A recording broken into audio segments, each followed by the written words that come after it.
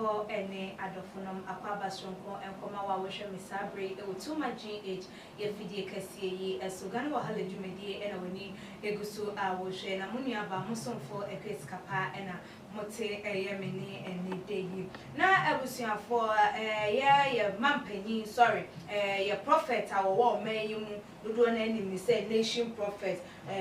Reverend Isaac Owusu Bempah and that day what the year prophecy be about to abontain concerning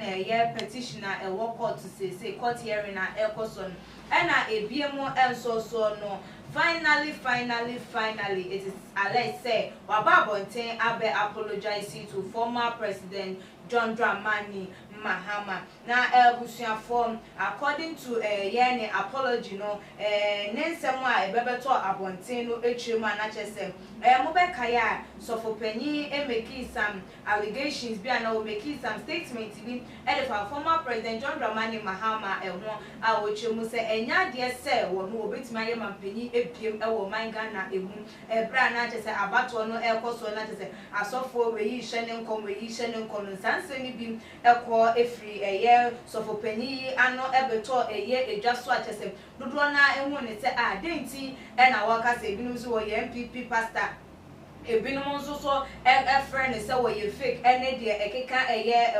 na no na achese na da wogina na sorry edem no preaching ekoso nyoma ekoso na achese wo dem atu edwa a wo chemu ese nyoma bi wo hono ma wo magana fo aso ente anase won ka bibia emfa enche Ghana for all because say opese wo take Ghana away from a canal mind say ye be ya dwin dey free hunam enyoma na eno na wo wie was so ede etu edwa ese ye mampani dada John Dramani Mahama won fa ne mfum so enche se waka kase bia ense emfata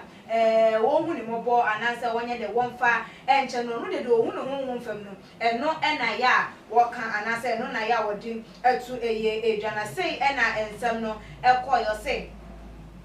John Dramani Mahama should forgive me if I spoke in any way that he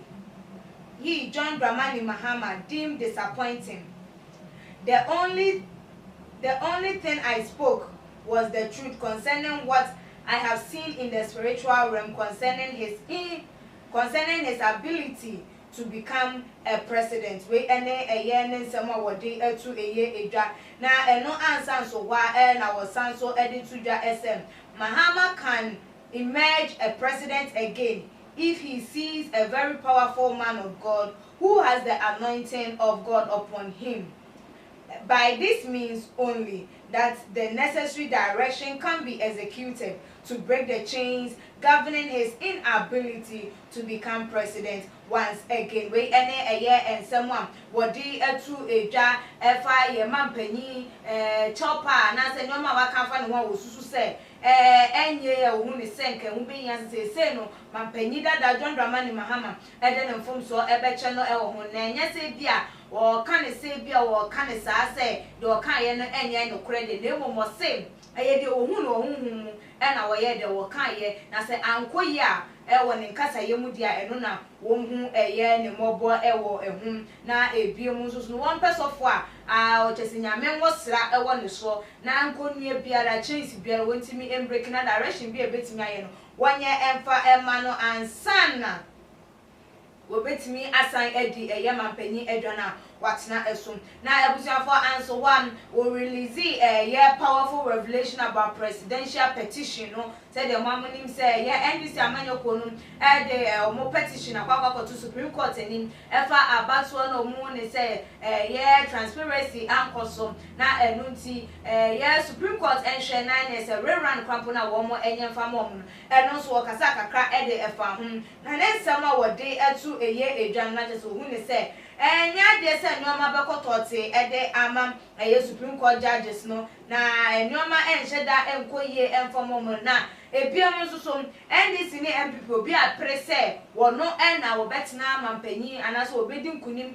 wo court honum nanso so wono de nkunim die ne de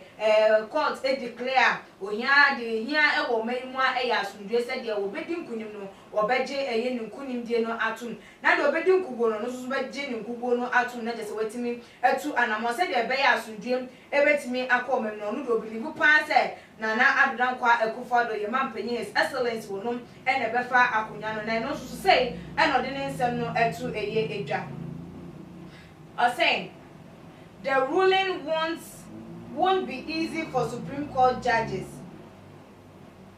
and as comparing to what is going on and what happened on the 14th of January can also tell that this ruling is not going to be easy for the Supreme Court judges. Both MPP and NDC all have determined to win the case. Peace is what we need in this country. So both MPP and NDC should accept who the court will declare as the winner for peace to prevail in the nation.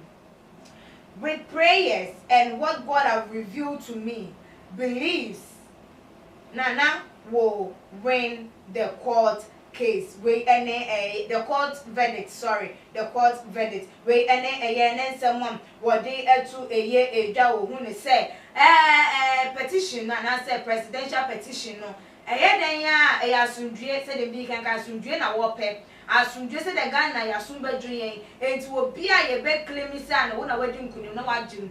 Ninkunim diemu ekugo no wasom na pepe ye ni asundwe timi akoso no do ogidie enya rehwemu ena makwan nyame eda no mediche no hu ni se ye mampanyi na nadanko ekufalo no am ena wo bewe ni eye court verdict no ade nsem no etu edwa area ni e na ebusuafo nsem no de adapetwa any praises ene nsem Ghana for eka de edosu bebre na we wo hwe ne nsem na wo kan ye na ya papa Reverend Owusu Bempah den a wonso so betimi aka ede afom to ede ma wa wo hwe mesabra se for ade nche no ebra e otuma gh comment section enya bufo so enya didi atam eso na fabra na mrepem no ye be kan ede amam ebiem so like videos na share our all the social media platform eso ekeskapa any media that's on ye be sane share too much GH. Shout out to your fans and everybody who is watching too much GH. Me dey Isaac Odwampo, obetumi afem the great tempo. Mbrenbren, wonu me nka mo ni ehwe too much GH. Too much GH. Mo ye too much. Na me so me ye am fire. Too much GH.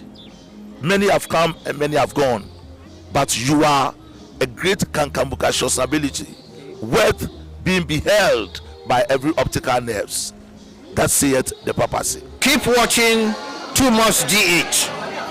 and you get the best of entertainment, the best of everything you want. My name is Ohima One. Keep watching Too Much GH. It's the best. Keep watching Too Much GH.